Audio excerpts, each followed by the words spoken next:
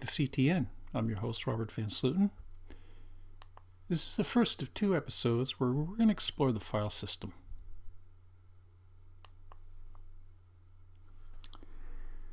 iOS apps are sandboxed. Now, what that means is that no matter how hard you dig, you can't get to other applications' files. That doesn't mean that other applications don't have APIs into their data, for example, the address book, but you can't get to their files. Now, underneath iOS is BSD UNIX.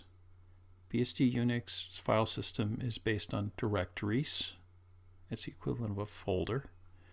Directories have paths, which is a slash separated location of directories and files. Now, an application has access to 2 directories. First one's documents. That's where you would put data, and it is backed up on iTunes, for example. The second is temp, where you'd put temporary data. You are responsible for cleaning up whatever you place there. Let's go over to Xcode. Okay, here's the question. How do you get the UNIX path to these directories? I have an application here called Directories. It will be on the website, so you don't have to bother writing down any of this code. Yes, I have messed with the preferences for the colors,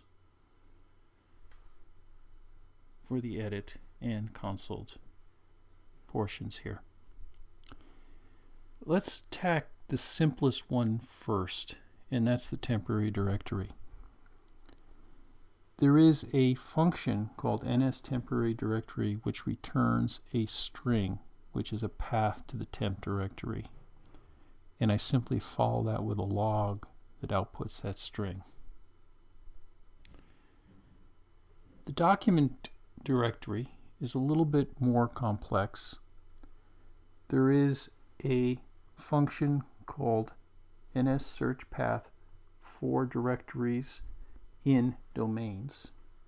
And there's history here because this really comes from the OS X world.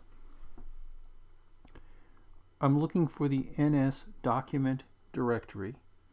That's a constant. Now make sure that you don't put documentation. It should be document. There are 2 different directories. And don't worry about the US domain mask. It's basically irrelevant in iOS. This function returns an array.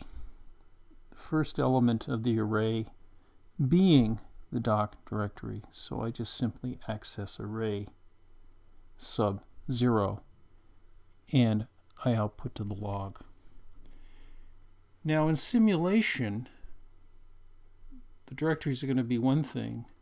On the actual device, they're going to be something else. And I'm actually going to demonstrate that. Let's run in simulation first.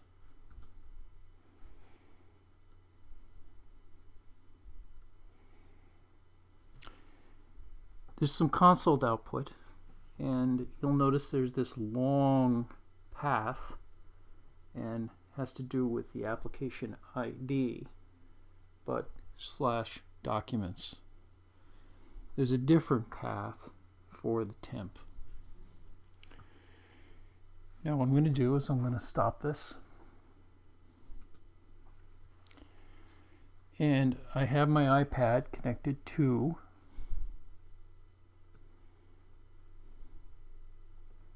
my computer, and I'm going to select it. So now I'm going to execute this on a device. But first, I'm going to go down to the garbage can here, and I'm going to clear out this console. Just to reduce confusion.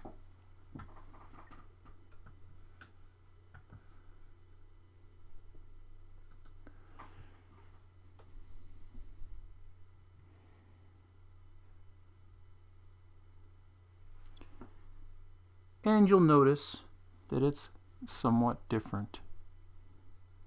user mobile applications, then the path, and the temporary one. So the paths are different on device than they are on OS X, obviously. Let's move on. Okay, there's two classes you should be aware of. There is NS File Manager, which enables you to manage directories, create them, remove them, check their status, so on and so forth. And there's NS File Manager, which enables you to do things to files. And these are singletons, and there's access functions, NS File Manager, Default Manager, and Default Manager for the other one. We're not going to be doing a tremendous amount with these in CTN, but in the next episode we are going to be doing things with the file system, and we're going to integrate some other things we learned about singletons and so on. That's it.